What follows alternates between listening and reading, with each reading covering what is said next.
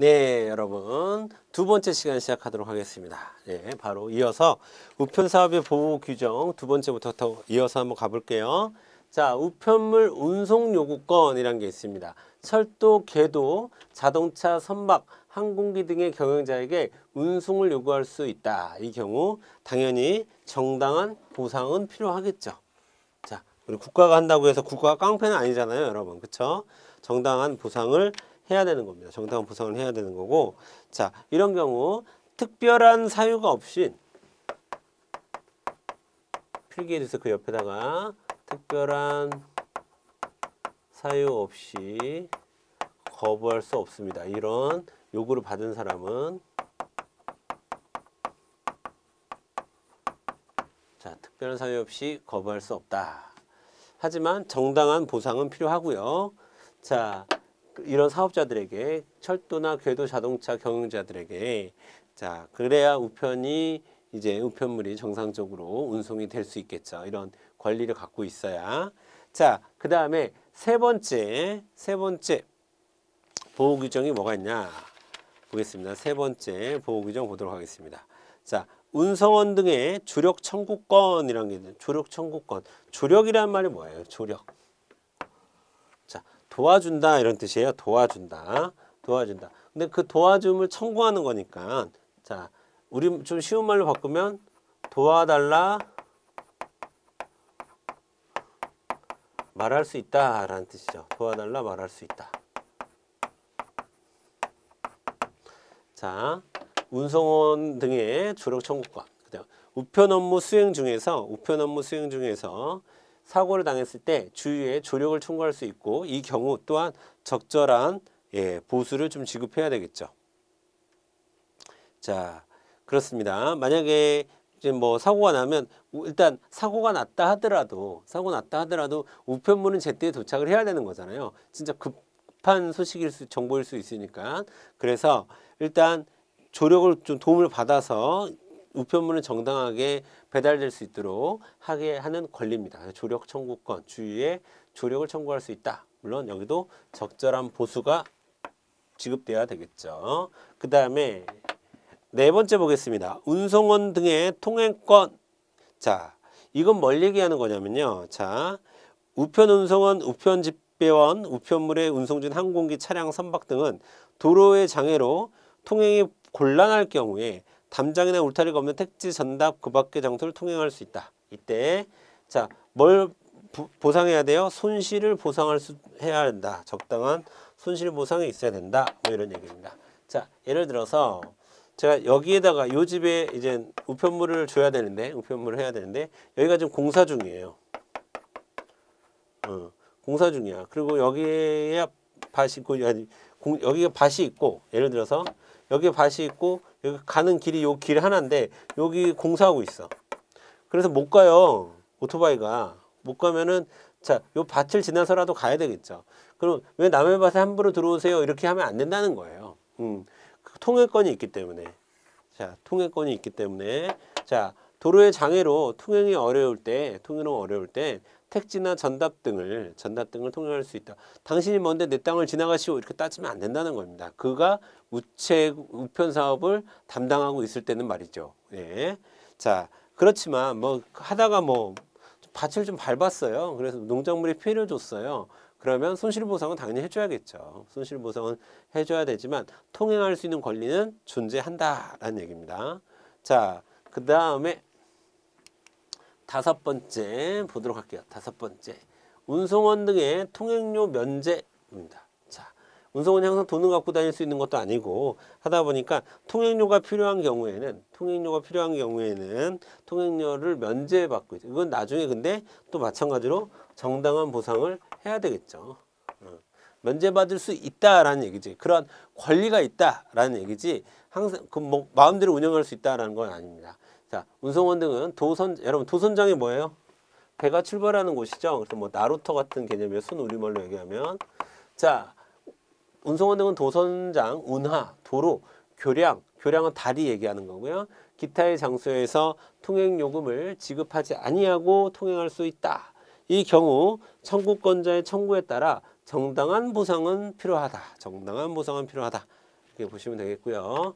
그 다음에 6번부터가 엄청나게 중요한 거고 작년, 예, 바로 작년에 기출됐던 문제죠. 자, 2018년 기출이 되겠습니다. 2018년 기출이 되겠습니다. 자, 볼게요. 우편 업무 전용 물건의 압류 금지와 부가 면제인데, 자, 여기서 이야기하는 우편 업무 전용 물건은 뭘 얘기하는 거냐면요, 여러분. 집배원분들이 타고 다니는, 예를 들면 집배원분들의, 이거 하나의 사례예요. 집배원분들의 오토바이라든가, 또 뭐가 있을까요? 가방, 막 이런 것들이 우편 업무 전용 물건이죠. 이런 것들을 압류하면 안 된다는 거예요. 압류하면 안 된다는 거. 자, 그게 있고, 그 다음에 또 우편 업무 전용 물건에 대해서 압류하면 안 되고 또 압류 안 되고요. 두 개가 있는 거예요. 여기 세금을 부과해서도 안 돼요. 세금을 부과해서도 안 된다. 그래서 제세 공과금을 매기지 않는다. 제세 공과금을 매기지 않는다. 국세나 지방세 등의 제세 공과금을 매기지 않는다. 이거 챙겨두시면 되고요. 그 다음에 공동해상 손해부담의 면제는 이거는 해손 불분담의 원칙이다라고 표현을 합니다. 요거는 약간 복잡한데요. 여러분 잘 보세요. 요건 어떤 걸 얘기하는 거냐면 예를 들면 제가 좀 그림을 못 그리지만 대충 한번 그려볼게요. 자, 여기 배가 있습니다. 배가 있는데 이 배에 엄청나게 많은 짐을 싣고 있는 배가 있어요. 자, 엄청나게 많은 짐을 싣고 있습니다. 그래서 이 배가 이제 쭉 바다 위로 가는데, 자, 이 배가 좀 위험해졌어요. 위험해져가지고 가라앉게 생겼다.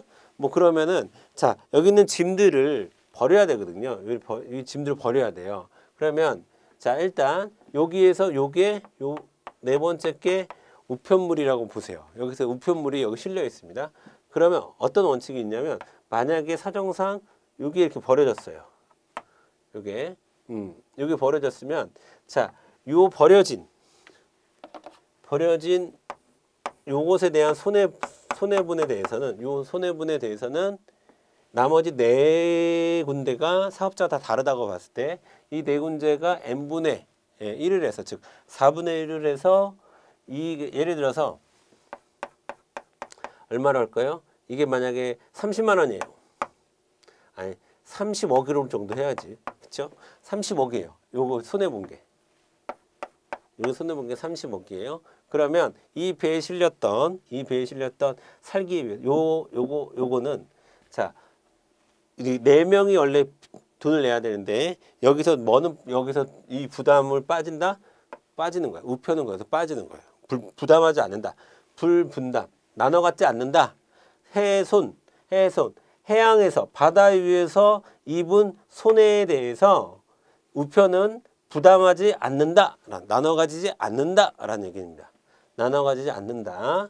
그러면 여기서는 얘가 10만 원 내야 되겠고, 얘가 10만 원 내야 되겠고, 얘가 10만 원 내야 되겠죠. 얘가 10만 원 내야 되겠죠. 우리는 우편은 안 내도 된다라는 얘기입니다. 이게 바로 해손 불분담이라는 개념이에요. 자, 읽어보도록 하겠습니다. 자, 공동해상 손해부담이라 함은 선박의 위험에 직면하였을 때 선장은 적화되어 있는 물건을 처분할 수 있으나 이때의 손해에 대해서는 그 선박의 화주 전원이, 화주라고 하는 것은 그 화물 주인을 얘기하는 거예요. 화물 주인 전원이 적재 화물 비례로 공동부담하는 것을 말하며, 상법상의 내용인데 이 경우에도 우편물에 대하여는 이를 분담시킬 수 없다라는 거. 우편물을 지금 보호하고 있는 거죠.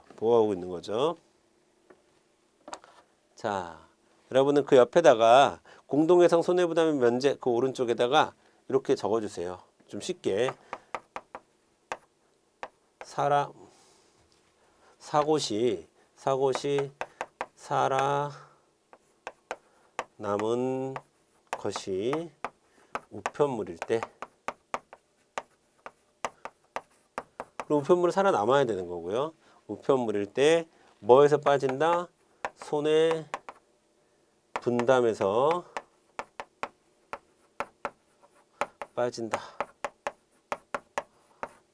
적어두시고, 여러분 이게 손해 분담인데 어디서 발생하는 손해예요? 바다에서 발생하는 손해를 얘기하기 때문에 해손 불분담 원칙이다라고 이야기하는 겁니다. 그 다음에 여덟 번째 우편물. 이번에 우편 업무 전용 물건이 아니라 그 집배원들이 들고 다니는 오토바이나 뭐 들고 다니는 가방이나 이런 걸 얘기하는 게 아니라 그 내용물, 우편물도 압류를 받아서는 안 됩니다. 우편물도 압류해서는 안 되는데, 그러면 어떤 우편물을 압류하면 안 되느냐라는 건데, 자, 운송 중이거나 현재 운송 중이거나 또 운송을 하려고 발송 준비를 마쳤어요. 이런 거는 압류할 수 없습니다. 압류할 수 없었고, 작년에 문제가 나왔을 때 답이 요걸로 나왔어요. 요걸로 나왔는데 그러니까 틀린 지문으로 나왔는데 어떻게 틀린 지문으로 나왔냐면요. 자, 이렇게 나왔어요.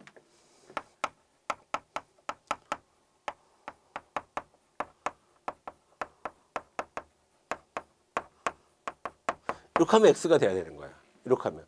자, 발송 준비를 어떻게 마친. 발송 준비를 마쳐야 돼. 근데 발송 준비를 마치기 전에는 압류가 가능하다는 얘기예요. 그러니까. 그러면 우리가 압류가 거부되는, 압류를 해서는 안 되는 우편물은 지금 운송 중이거나, 첫 번째 운송 중이거나, 아니면 운송하려고 발송 준비를 어떻게 해야 돼? 마쳐야 돼.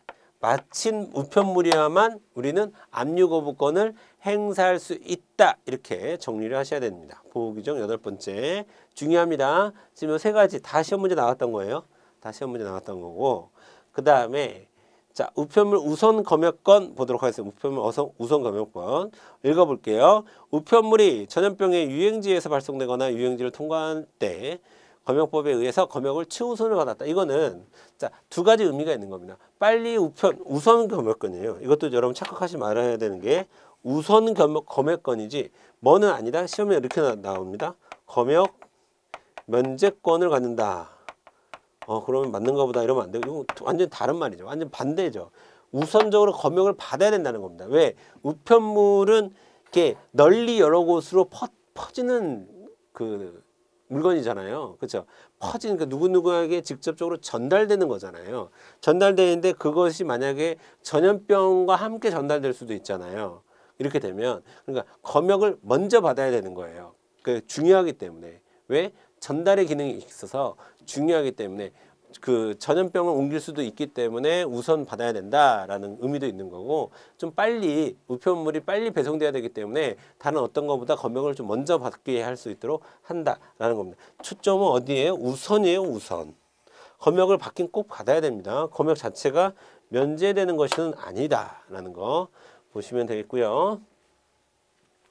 그 다음에 마지막으로 열 번째, 제한 능력자의 행위도 유효한 것으로 판단한다 라고 되어 있습니다. 제한 능력자. 여러분, 우리가 민사상 제한 능력자, 과거에는 우리가 행위 무능력자라고 불렀는데, 우리 시험에 행위 무능력자로 나올 수도 있어요. 지금도 비슷하게 쓰이고 있기 때문에 행위 무능력자라고 불렀는데 이 말이 좀 그렇잖아요. 그래서 우리가 여기 뭘로 바뀌었어요? 제한 능력자, 행위가 제한된다. 제한 능력자의 개념으로 바뀌었는데, 이것은 행위 능력이 제한된다라는 거다. 행위 능력이 제한돼. 행위 능력이 제한된다는 거고, 그 다음에 요 대상으로는 3명이 있어요. 3명. 자, 일단 미성년자. 그 다음에 피한정 후견인. 자, 한정적으로 후견을 받아야만 하는 사람. 어떤 사람이 어떤 문제에 대한 판단력이 굉장히 흐려요. 그러니까 예를 들면 네가 이 사람은 평상시 일상생활을 다 하는데 집 살 때는 가족 후견인의 동의가 필요하다거나, 이 집을 팔 때는 후견인의 동의가 필요하다거나, 어떤 재산을 처리할 때라든가 뭐 등등등 어떤 중요한 일에 대해서 후견이 필요하다라고 한정적으로 받아야 되는 경우를 우리가 피한정 후견인이라고 그러고요. 그 다음에 또 전반적으로 좀 받아야 되는 게 피성년 후견인 같은 경우입니다. 요 3가지 개념이 있는데요. 자, 이 제한 능력자의 행위는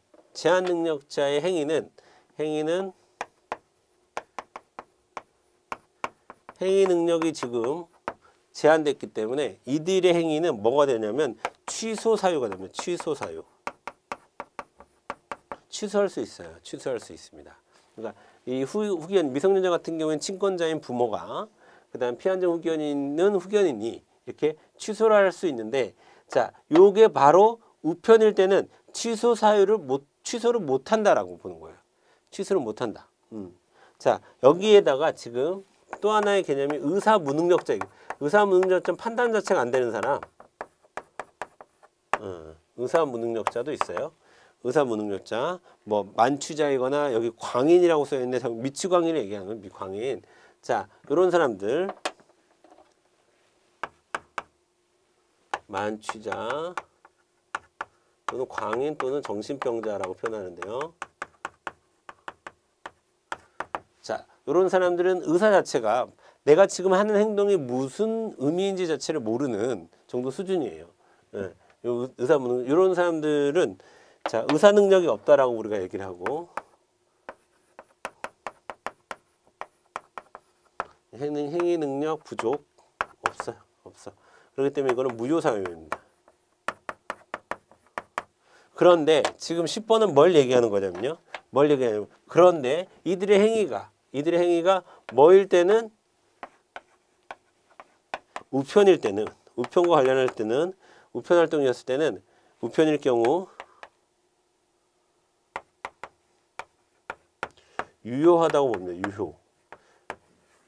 그건 뭐냐면 이 이거는 제한능력자나 의사무능력자는 민법상 이런 사람들을 제한능력자와 의사무능력자를 보호하기 위한 조치예요. 보호 조치. 이들을 보호하기 위한 조치인데 우편 업무일 경우 우편물 발송이나 수취 그 밖에 우편 이용에 관한 자 이들을 보호하려고 하는 민법상의 제한능력자, 의사무능력자의 규정 즉 이들의 행위를 취소나 무효로 보는 이 규정 자체보다 뭐를 더 보호하겠다는 의미입니까? 우편 사업을 더 보호하겠다는 의미예요. 그러니까 이들의 행위를 유효한 것으로 보겠다. 우편일 경우에는. 그러니까 민법상 이들을 보호하기 위한 조치를 적용하지 않겠다라는 겁니다. 왜? 우편 업무가 더 중요하기 때문에 우편 업무를 더 보호하겠다라는 거기 때문에 이게 우편 업무의 보호 규정에 들어가게 되는 것이죠. 자, 같이 한번 읽어보도록 하겠습니다. 자, 여기 가네요. 제한능력자의 행위라도 능력자가 행한 것으로 간주된다. 우편 유효로 본다. 즉 적용하지 않는다. 이에 따라 제한능력자의 행위임을 이유로 우편관서에 대하여 임의로 이용관계의 무효 또는 취소를 주장할 수 없다. 무효 또는 취소를 주장할 수 없다. 이렇게 되는 거예요. 없다. 자, 다만 거기 여러분 밑줄 그어주세요. 다만 법률 행위에 하자가 발생하는 경우에는 관련 규정에 따른다. 그러니까 법률 행위에 하자가 있는 경우에는 뭐 착오가 있었다거나 이런 것들은 뭐 사기가 있었다거나 사기를 쳤다거나 강박을 했다거나 이거 써주세요 여러분. 착오, 사기, 강박의 경우에는 뭐에 따른다? 관련 법규에 따른다. 하지만 이런 게 없었다면 이런 게 아니라면 이들의 행위는 자 유효한 것으로 본다. 근데 이들의 행위 과정에서 막 너 이거 해야 돼, 우편 보내야 돼 라고 누군가 강박을 했다거나 사기를 쳤다거나 아니면 이 사람들이 단순 착오였다거나 뭐 이런 경우가 아니라 진짜 행위였다고 한다면 자 그들을 보호하지 않는다. 유효한 것으로 본다라는 뜻입니다. 자, 제한능력자라 하면 민법상의 제한능력자를 말하며 행위제한능력자와 의사제한능력자를 모두 포함한다. 이렇게 여러분들 정리를 해두시면 되겠습니다. 자, 요게 3개가 나왔기 때문에 올해 나온다. 그러면 제가 봤을 때는 9번, 10번도 꽤 나올 법한 포인트가 될 것이라고 봅니다. 자, 그러니까 여러분 잘 정리를 해두시길 바라고요. 이로써 우리가 1장 총론 파트를 마무리 졌습니다. 1장 총론 파트를 마무리 졌고요. 자, 이제는 여러분과 함께 2장으로 넘어가서 우편 서비스 종류와 이용 조건에 대해서 볼 텐데요. 이제부터 본격적으로 숫자가 많이 나올 거예요, 여러분. 숫자 암기에 좀 신경을 쓰셔야 되는 파트로 들어오게 됐습니다. 자, 이어서 바로 갈게요. 우편 서비스 종류와 이용 조건 보도록 하겠습니다. 자, 12페이지 같이 보도록 할게요. 자, 일단요, 우편 서비스는요, 보편적 우편 서비스와 선택적 우편 서비스로 나뉩니다. 자, 보편적 우편 서비스와 선택적 우편 서비스를 나누는데, 여러분들은 책의 12페이지 우편 서비스의 구분, 우편 서비스는 뭐 보편적 우편 서비스와 선택적 우편 서비스를 구분한다 라고 되는데, 거기 앞에 이렇게 써주세요. 뭐에 의해서 구분하죠? 뭐에 의해서 뭐를 기준으로 보편적이라고 이야기하고 뭐를 기준으로 선택적으로 얘기하느냐, 이거는 서비스의 수준에 따라 다른 겁니다. 서비스 수준에 따라.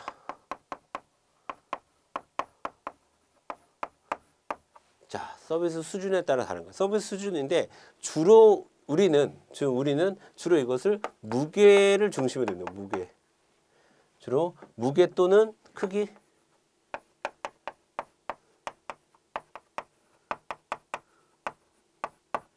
주로 무게 또는 크기를 중심에 둠. 그러니까 좀 더 이렇게 여러분이 판단할 수 있겠죠. 그럼 우리는 보세요. 좀 더 무거운 것을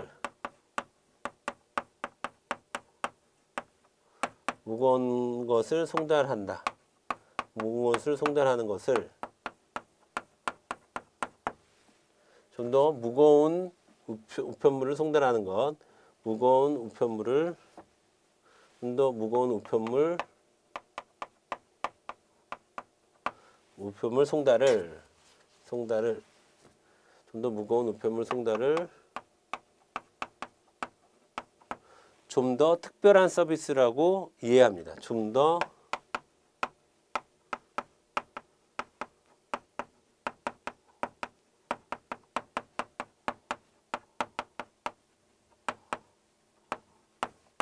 본다고 보시면 돼요. 자, 그래서 보편적 우편 서비스와 선택적 우편 서비스를 나눠서 좀 보면, 일단 보편적 우편 서비스는요, 여러분, 보편적 우편 서비스는 기본적인 개념이 많은 사람이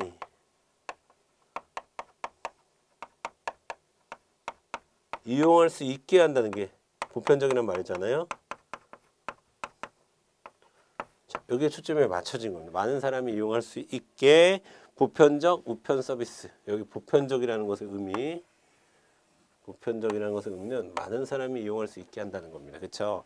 자, 그래서 국가나 국민에게 제공해야 할 가장 기본적인 보편적 통신 서비스를 우리가 보편적 우편 서비스라고 하는데, 서비스 대상 보세요. 서비스 대상. 이거 시험 문제입니다, 여러분.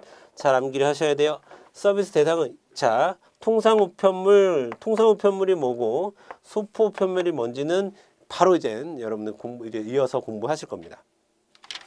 바로 공부하실 거고요. 그 다음에 여기 통상 우편물과 소포 우편물 어찌 됐든 간에 통상 우편물 같은 경우에는 2kg을 기준으로 그 아래, 그 다음에 소포 우편물 같은 경우에는 20kg, 이건 주로 이제 서신이 여기에 많이 들어가고요. 이건 주로 소포, 물품, 소포 있네요. 소포. 네, 대상으로 하는데 자세하게 들어가서 볼게요. 2kg 이하인 경우, 그러니까 이하인 통상 우편물, 그 다음에 20kg 이하의 소포 우편물 같은 경우를 우리는 보편적 우편 서비스라고 일단 구분합니다. 그 다음에 1, 2에, 즉 22kg 이하의 통상 우편물과 20kg 이하의 소포 우편물의 기록 취급 등 특수 취급 우편물 또한 뭘로 본다? 기록 취급하는 것도 보편적으로 본다. 이것도 중요합니다. 기록 취급. 기록 취급이라는 것을요, 여러분 두 글자로 줄이면 뭐라고 되냐면 우리가 익히 알고 있는 등기를 얘기하는 거예요. 등기. 자, 등기로 한 우편물도 어디에 들어간다? 보편적, 물론 등기로 했다고 해서 이것 때문에 선택적 우편 서비스 들어가진 않아요. 자, 등기하게 되면 보편적 우편 서비스에 들어가게 된다 라는 거고, 선택적 우편 서비스에도 등기가 들어갈 수 있으니까 등기냐 아니냐는 중요한 게 아니라, 그쵸? 등기냐 아니냐는 중요한 게 아니라 뭐가 중요하다? 이 무게가 중요하다. 무게를 기준으로 한다. 그래서 제가 이거 여러분 크기 빼세요. 일단 크기 빼세요. 무게를 기준으로 한다. 무게를 중심으로 수준이 결정된다고 보시면 돼요. 무기를 중심으로 수준이 결정된다고 보시면 돼요. 자, 그렇게 보시고요. 그리고 그 정도만 보시면 될 것 같고요. 그 외 대통령으로 정하는 우편물도 포함된다. 중요한 건 뭐다? 요 무게. 2kg 이하 통상 우편물, 20kg 이하의 둘 다 이하예요. 당연히. 자, 이하의 소포 우편물은 통상 우편물로 본다. 이렇게. 자, 요것도 작년 기출이에요. 작년 기출이에요. 그러니까 몇 킬로그램인지, 몇 킬로그램 이상인지, 몇 킬로그램 이하인지 요걸 보는 게 여기에서의 포인트가 되는 겁니다. 뭘 중심으로 본다? 무게를 중심으로 본다. 무게. 이게 중요해요. 무게를 중심으로 본다. 자, 그 다음에 선택적 우편 서비스 볼게요, 여러분. 선택적 우편 서비스. 자, 선택적 우편 서비스는 자, 이용자가 선택적으로 이용할 수 있는 서비스인데, 자, 기본적으로 선택적이라고 하는 개념은 특별한 서비스를 제공한다는 거죠. 그렇죠? 좀 더 특별하게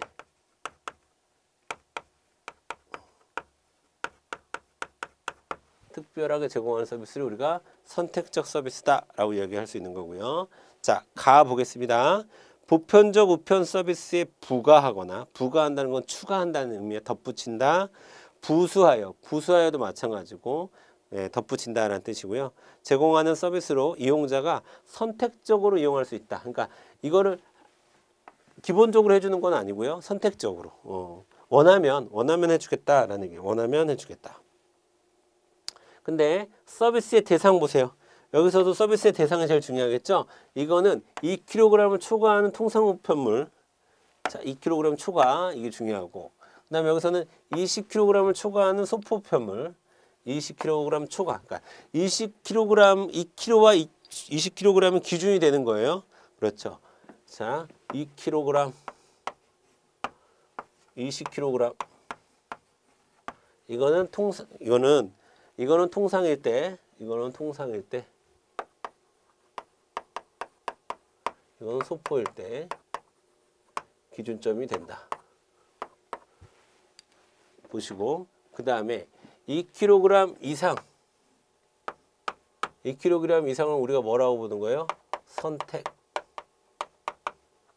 보는 거고, 그 다음 소포가 20kg 이상일 때도 우리가 선택으로 보는 거고요. 그 다음에 통상이 2kg 이하일 때 우리는 뭘로 보는 거예요? 지금 보편적 서비스로 보는 거예요. 보편. 그 다음에 소포가 20kg 이하일 때 우리가 이거를 보편. 보는 겁니다. 자, 한꺼번에 쓸까요? 한꺼번에. 그래서 우리가 보편적 서비스라고 이야기하고요. 그 다음에 이것을 우리가 선택적 서비스라고 이야기하는 거죠. 선택적. 그래서 우리가 선택적으로 이야기하는 겁니다. 기준은 2kg과 20kg이 되겠습니다. 자, 이 부분이 중요하고요. 2016년도 기출이에요. 2016년도 기출이고.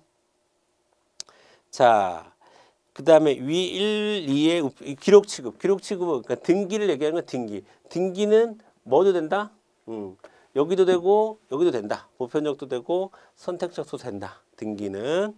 자, 그 다음에 우편 4번 볼게요. 우편과 다른 기술 또는 서비스가 결합된 서비스.